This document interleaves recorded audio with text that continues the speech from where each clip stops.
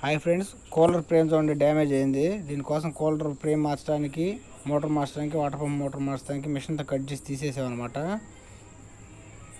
ఇప్పుడు అది హీట్ చేసి బయటకు తీయాలి. నట్లు హీట్ చేసి బయటకు తీసి మనం కొత్త నట్లు వేయాలన్నమాట.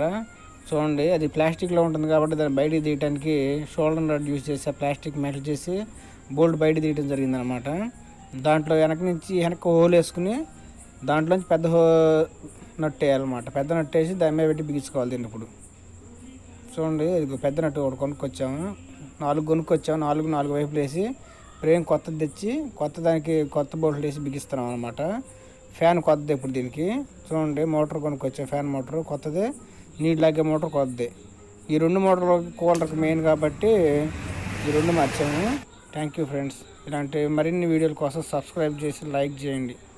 Thank you all. దీని ఫుల్ వీడియో కామెంట్ సెక్షన్లో పిన్ చేస్తాం.